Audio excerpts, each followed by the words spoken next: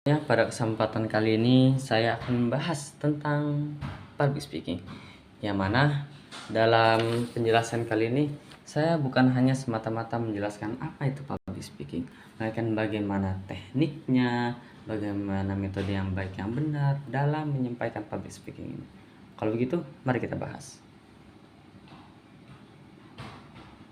Baik, yang pertama adalah pengertian public speaking.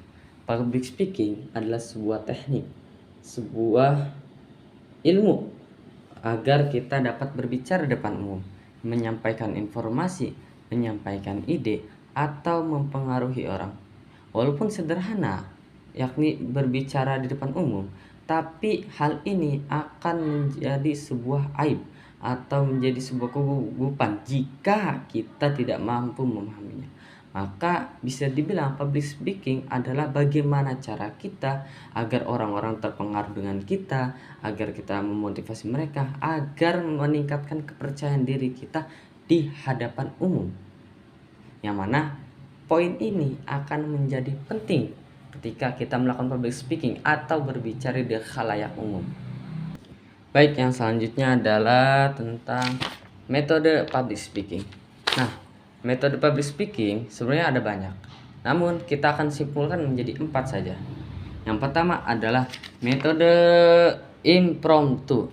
Metode ini adalah metode berbicara di depan umum dengan secara spontan dan langsung.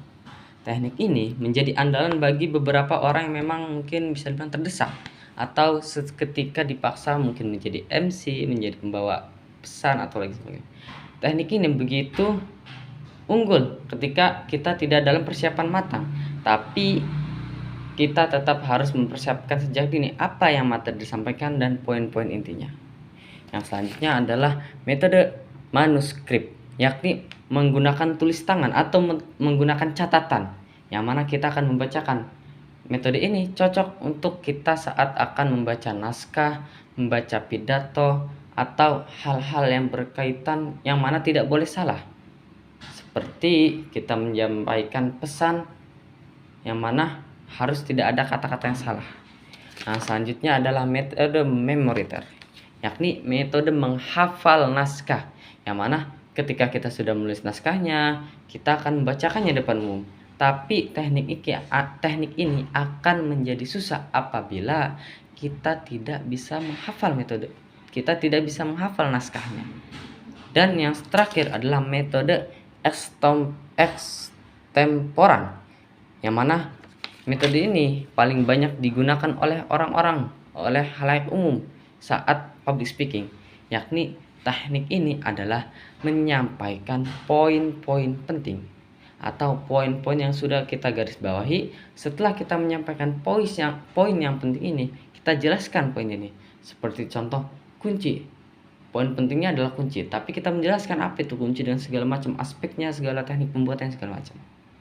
Nah, selanjutnya adalah teknik inti dalam public speaking, yang mana bisa dibilang teknik inti dalam public speaking itu ada 2, bisa verbal ataupun non verbal. Namun kita akan bagi menjadi 5 topik inti untuk public speaking, yakni yang pertama adalah intonasi. Yang intonasi ini adalah sebuah ritme, sebuah naik turun nada ketika berbicara, yakni ketika poin penting kita naikkan, ketika poin pembantu atau poin biasa kita turunkan.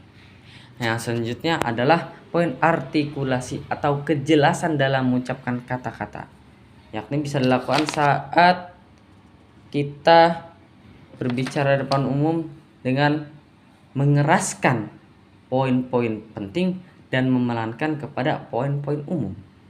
Yang ketiga adalah kontak mata, yang mana akan menjadi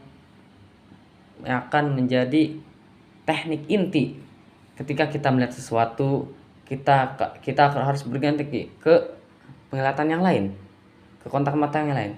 Jangan hanya melihat ke satu kontak mata, karena ini akan mengindikasikan bahwa kita gugup saat public speaking.